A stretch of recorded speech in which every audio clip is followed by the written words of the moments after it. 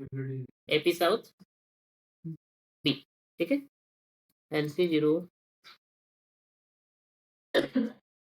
काफी स्लो चल रहा है यार। 02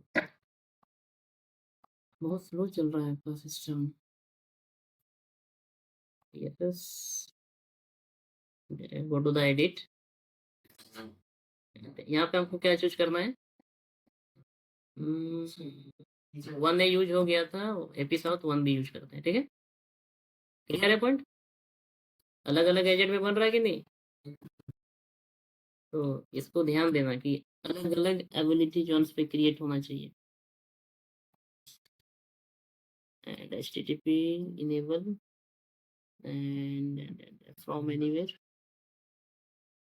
जरूरी नहीं है बट मन किया तो मैंने कर दिया, ठीक है। आप लोग डायरेक्ट लॉन्च कर देना। एंड आप यहाँ पे क्या करो, नेक्स्ट।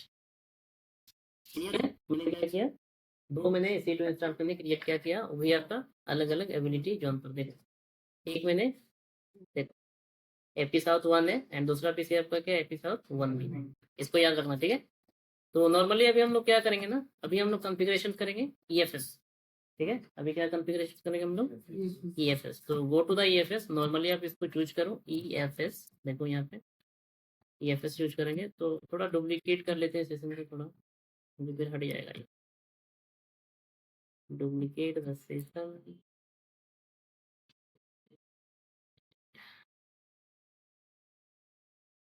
चलो यहाँ पे हम लोग काम करते हैं EFS को।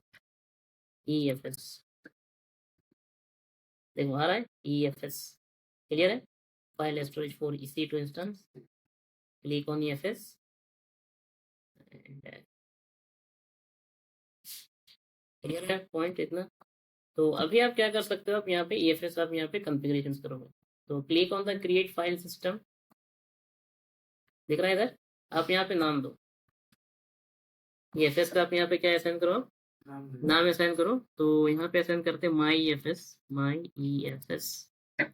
Name can be input letters numbers and इतना छोड़ो, एंड यूज डिफॉल्ट VPC, तो हम लोग के पास VPC नहीं है, चलो पॉइंट क्लियर है ना।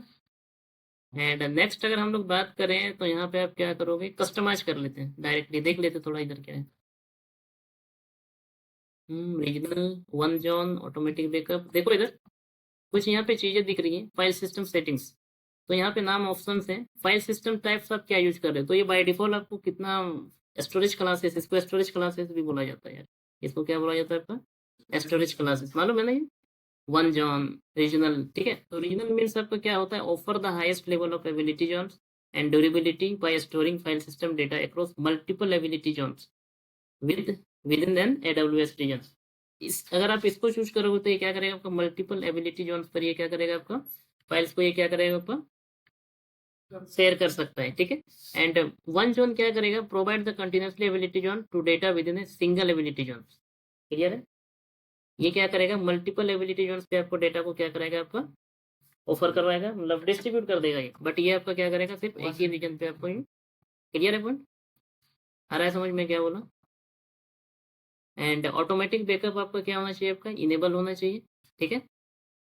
एंड नेक्स्ट अगर हम लोग बात करें, अगर तुम लाइफ साइकिल मैनेजमेंट अगर कॉन्फ़िगरेशन करना चाहते हो तो कर सकते हो, ये तो आप लोग पढ़े हो ना, ठीक है। तो ये सब हम लोग छोड़ो, कुछ नहीं करेंगे, नॉर्मल जो डिफ़ॉल्ट है अब डिफ़ॉल्ट रहने दो। इंक्रिप्शंस देखो इधर, enhanced bursting, elastic recommend, provisioning, provide a more flexibility, higher throughput and label for workload with the range of performance. अगर आप ब्रस्टिंग यूज करते हो तो ये क्या करेगा, provide the throughput that scale with the amount of storage for workload with the basic of performance. तो bursting क्या होता है ना कि बेस्ड ऑन द रिक्वायरमेंट में क्या करेगा, अपना बैंडविड्थ को ये इंक्रीज कर लेगा। बेस्ड ऑन द रिक्वायरमेंट ये क्या करेगा, आपका बैंडविड्थ को ये क्या करेगा आपका, इंक्रीज कर देगा, अगर आप ब्रस्टिंग यूज करते हो तो, ठीक है ना। देखो इधर, और जैसे प्रोविजनिंग देखो, प्रोविजनिंग में आपको क्या करना पड़ेगा, डेडिकेटेड बैंडविड्थ आपको यहाँ पे प्रोवाइड करने वाले, देखो इधर, गो टू द, ठीक है।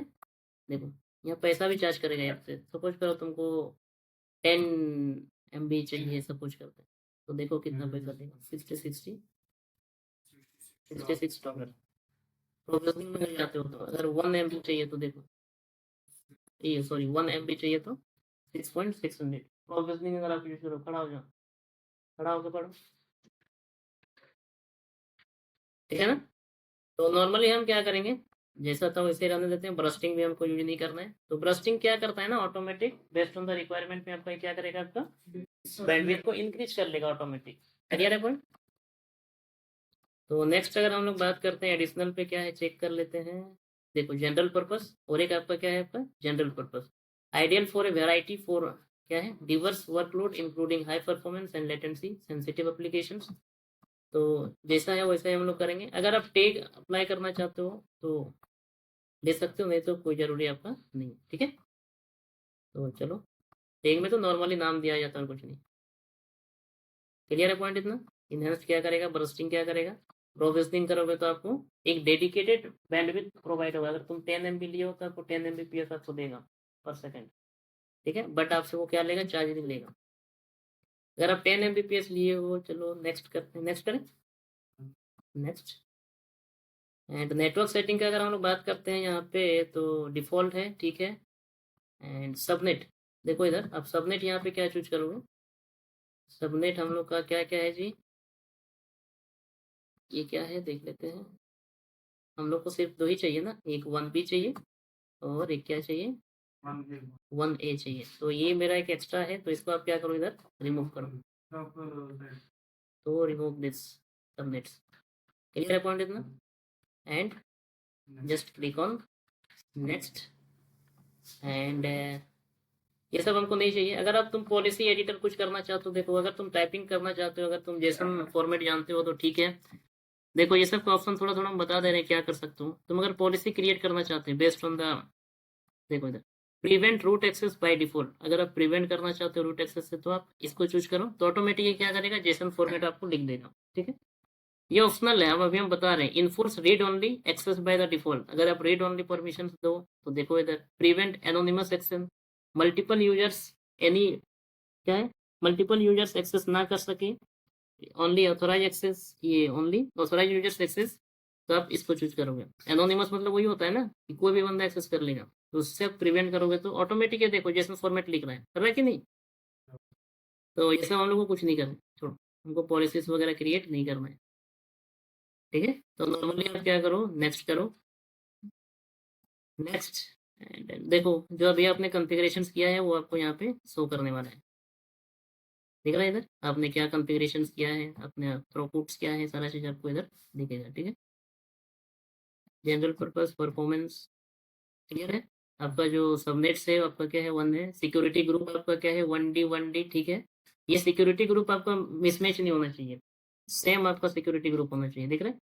सेम टू सेम आपका सिक्योरिटी ग्रुप आईडी होना चाहिए। हाँ कर सकते हैं, अभी हम लोग करेंगे, ठीक। पोर्ट नंबर 2049 को अटैच करेंगे, ठीक। क्लियर है इतना पॉइंट। तो नेक्स्ट अगर हम लोग बात करें, just click on create. And देखो ये आपका क्या हो गया, अभी आपका आपका EFS आपका बन गया है, ठीक है। एंड नॉर्मली अगर हम लोग बात करें कि क्या करना है भाई अभी, तो just click on your created EFS। तो देखो इधर आप यहाँ पे इंफॉर्मेशन इसका चेक करो क्या, अगर चलो इस देखो इधर क्लियर है, 6 kbps टोटल साइज ये आपको दिख रहा है, साइज स्टैंडर्ड। एंड नेक्स्ट अगर हम लोग बात करते हैं इसका नेटवर्क सेटिंग पे जाके देख लेते हैं जरा क्या चेंजेस दिख रहा है। नेटवर्क सेटिंग पे आपको क्या दिखेगा, इसका IP क्या है, क्रिएटिंग हो रहा है, अभी रुक जाओ थोड़ा सा। इसका IP आपका क्या है, ये दिख रहा है 3031 1A के लिए, और आपका एक क्या है 7.19, अच्छा 199 ना, और ये क्या है 113, ठीक है। एंड सिक्योरिटी ग्रुप भी इसको चेक कर लेते हैं जरा सा, रिफ्रेश यहाँ नहीं दिख रहा है ना सिक्योरिटी ग्रुप, तो just click on refresh button. Refresh, refresh नहीं आया, रुक जाते हैं थोड़ा। तो अभी आपका क्या दिख रहा है, अवेलेबल दिख रहा है, दिख रहा है ना, आइए। एंड देखो सिक्योरिटी ग्रुप भी आपका दिख रहा है। तो अभी आप क्या करोगे, जस्ट क्लिक ऑन अटैच, दिख रहा है, just click on attach and आपको यहाँ पे क्या करना है ना, माउंट वाइवा डीएनएस, तो हमको क्या करना है माउंट वाइवा आईपी। चलो हम लोग आईपी के थ्रू माउंट करेंगे। तो यहाँ पे आप क्या करोगे, आपको यहाँ पे दो एबिलिटी जोन्स आपको दिखने वाला है, एक आपका साउथ वन है एंड आपका साउथ बी। तो सबसे पहले हम क्या करेंगे, किसको माउंट करेंगे, साउथ ए को करते हैं। अगर आप साउथ ए को करोगे तो आप इसी टू इंस्टेंस साउथ ए ये वाले को ही आप क्या करोगे, ऑन करना, ठीक है। एंड क्या करोगे अभी भाई मेरे, क्या हो गया, ये काम नहीं कर रहा है क्या, ये खत्म है, इधर का कीबोर्ड माउस सब खत्म है।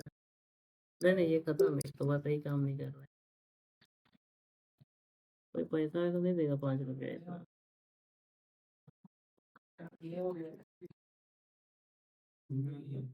ठीक है, माउंट वाइवा आईपी एंड यहाँ पे आप क्या करोगे, अपने एबिलिटी जोन्स को यूज करो and just copy this URL.